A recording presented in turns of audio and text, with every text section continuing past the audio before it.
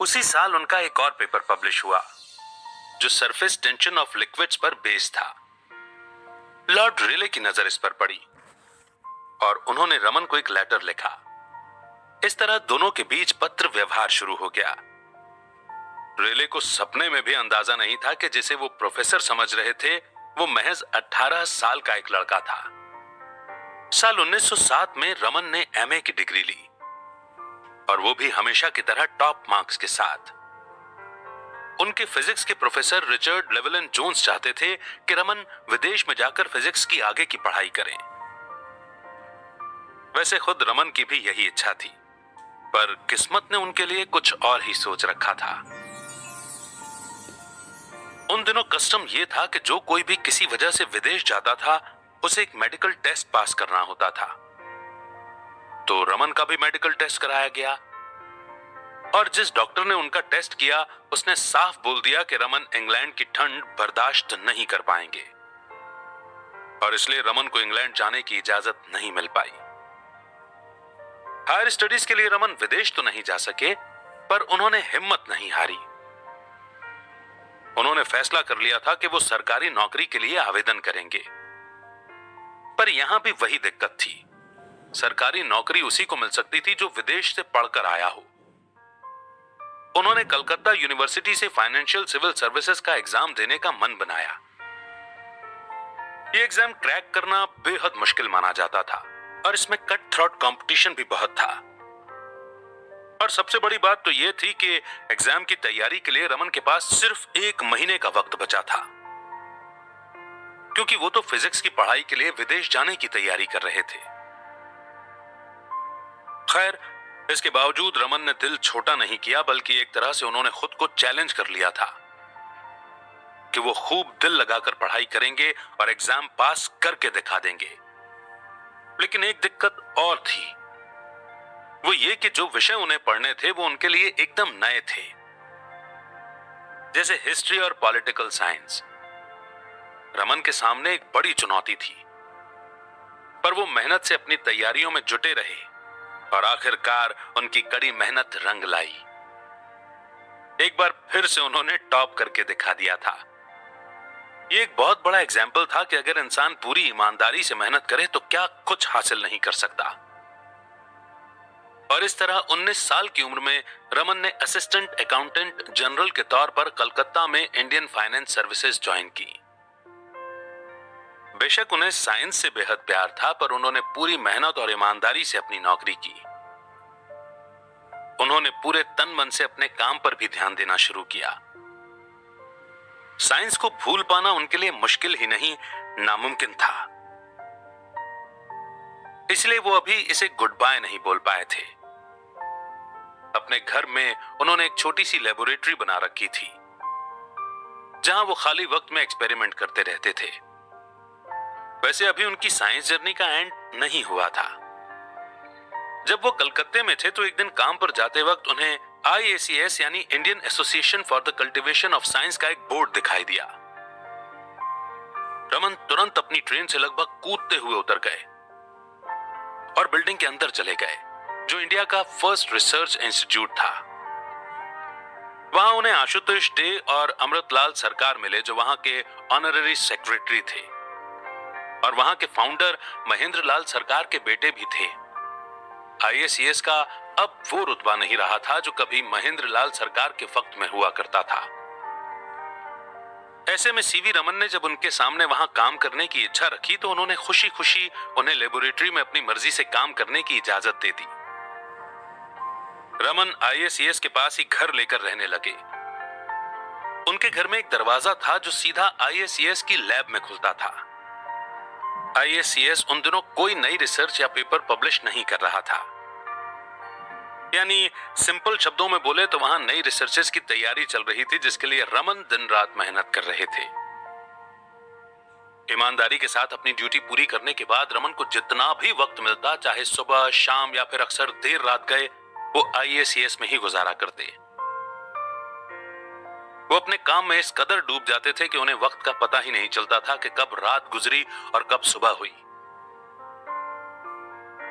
1907 में उनका article Newton's rings polarized light एक ब्रिटिश जर्नल नेचर में IACS के जरिए पब्लिश हुआ था। सीवी रमन तब तक इंडिया में ही नहीं, बाहर विदेशों में भी काफी पॉपुलर हो चुके थे। जब कल्टीवेशन ऑफ साइंस के लिए इंडियन एसोसिएशन का एक पेपर विदेशों में पब्लिश हुआ तो भारत में उभरते टैलेंट की खूब चर्चा हुई।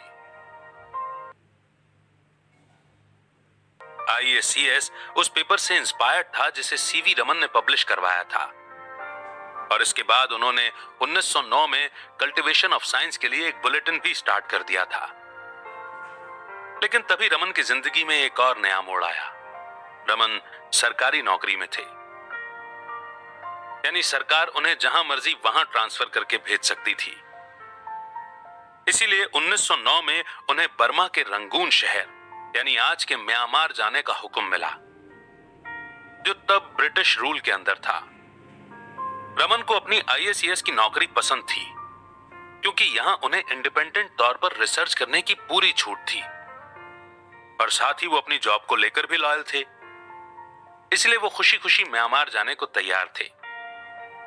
लेकिन वहां जाते ही उन्हें एक बुरी खबर मिली। उनके पिता एक गंभीर बीमारी से जूझ रहे थे। रमन ने 6 महीने की छुट्टी ले ली और बीमार पिता की देखभाल के लिए भारत लौट आए। पर अफसोस, उनके पिता को बचाया नहीं जा सका। रमन के लिए यह एक बहुत बड़ा धक्का था। बचपन से लेकर आज तक उनके पिता थे जो उन्हें गाइड करते आए थे। रमन के सिर से पिता का साया ही नहीं उठा था, बल्कि एक ऐसी छत भी छिन गई थी जिसके तले वो आज तक खुद को महफूज समझते आए थे। उनके पिता, उनके गुरु, उनके मेंटर सब कुछ थे। 6 महीने की छुट्टी के बाद उन्हें नागपुर, महाराष्ट्र में ट्रांसफर मिला। यह 1910 की बात थी। कलकत्ता की तरह ही नागपुर में भी उन्होंने अपनी एक छोटी सी लैब बनाई थी, जहां वो अपना ज्यादातर समय बिताते थे।